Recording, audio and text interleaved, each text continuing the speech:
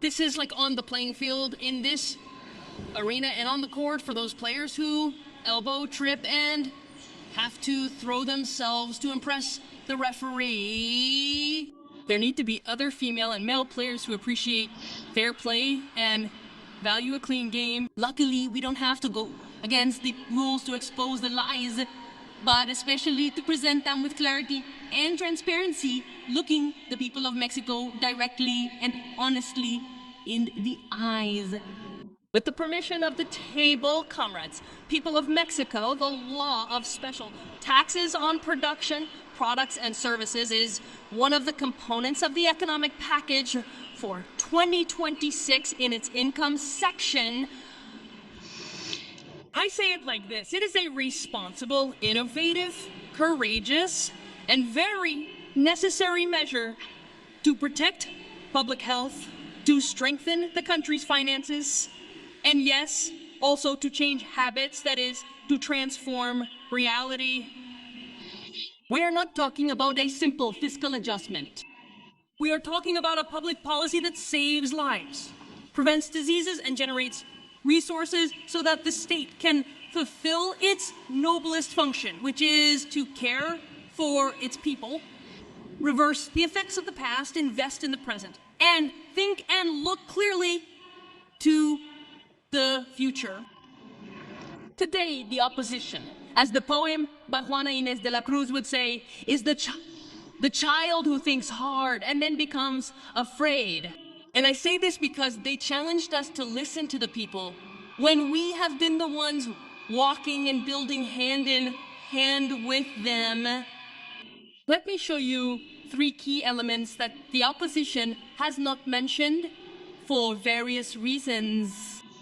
The first is that the Finance and Public Credit Committee, by agreement of all the parliamentary benches, established technical working groups with the social and business sectors, carried them out, and incorporated some improvements.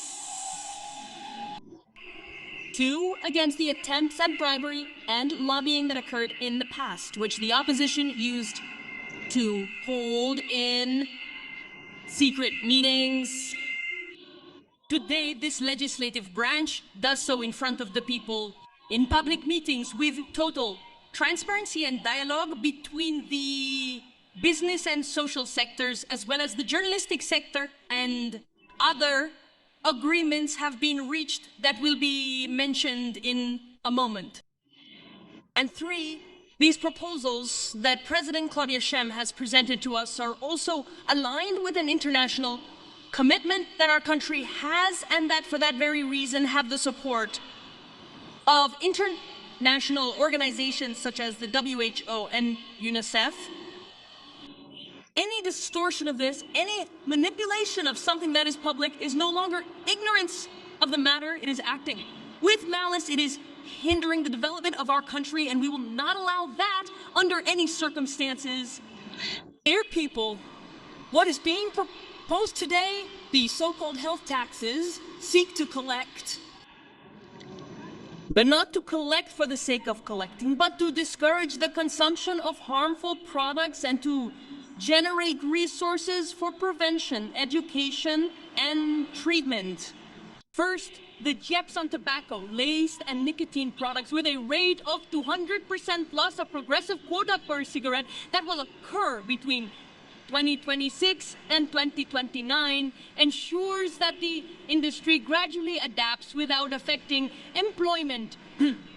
But we also say it very clearly, the health of the people is non-negotiable. Second, the new quota for sugary drinks seeks to protect the health of our girls, boys, and adolescents. The exceptions are perfectly defined. Beverages for medical purposes or oral serums are exempt. No one who needs treatment will be affected. This law does not punish need, but it does correct excesses. Third, a tax of 8% is established for video games with extreme violent content. It is an unprecedented measure that addresses the mental and emotional health of our girls, boys, and adolescents. With this measure, we recognize, on the one hand, the right to recreation, but also the responsibility that the Mexican state has to protect the interests of our children. Colleagues, this new fiscal framework is also set as a precedent for responsible dialogue between the legislative branch, the government, industry, and society. Today, a historic agreement was signed between Coca-Cola and the Ministry of Health to gradually reduce the caloric content of its beverages, promote sugar-free versions, and eliminate advertising aimed at minors. This demonstrates that when the state legislates firmly and with vision, even these major economic players understand that social well-being is shared. I will conclude. I am convinced that next year's review will also include those cooperative companies and groups that produce their beverages with fruit sugars.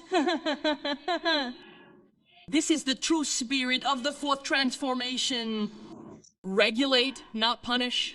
Guide, not prohibit. Build, not confront. The health of the people of Mexico is everyone's responsibility, and this reform demonstrates this with its actions.